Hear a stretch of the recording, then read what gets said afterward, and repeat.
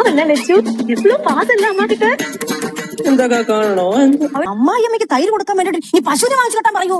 Hello, അങ്ങനെ നമ്മുടെ ഉപ്പും മുളകും പുതിയ പ്രമോയില് നമ്മുടെ ലച്ചു ഒരു കുന്ന് കവറുകളായിട്ട് വരുവാട്ടോ.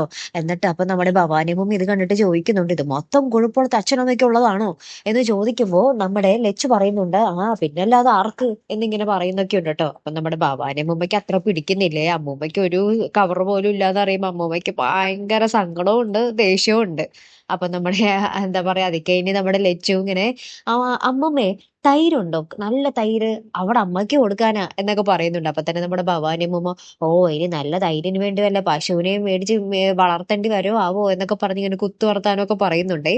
അപ്പൊ നമ്മുടെ കേശു പറയുന്നുണ്ട്, ആ ഇതെല്ലാം കൂടി പൊട്ടിത്തെറിക്കാനുള്ള സാധ്യതയുണ്ട് എന്ന് നമ്മുടെ കേശു പറയുന്നുണ്ട്. അപ്പൊ നമ്മുടെ കനകാന്റി അപ്പുറത്തുനിന്ന് പറയുന്നുണ്ട്, അയ്യോ എന്ത് നല്ല ലച്ചു, അവരെന്ത് നല്ലോണോ നോക്കുന്നേ എന്നൊക്കെ പറയുന്നുണ്ട്. അപ്പൊ നമ്മുടെ ഭവാനമ്മൂമ്മയാണെങ്കിൽ ഭയങ്കര കലിപ്പായിട്ട് ഇങ്ങനെ നിൽക്കുക. ഇനി എങ്ങനെയായിരിക്കും പൊട്ടിത്തെറിക്കാൻ പോകുന്നേ എന്ന് മാത്രം നമുക്ക് അറിഞ്ഞാൽ മതിയേ. കാത്തിരിക്കാട്ടോ. അടുത്ത ഒരു വീഡിയോയുമായി വരുന്നത് വരയ്ക്കും ഗുഡ് ബൈ.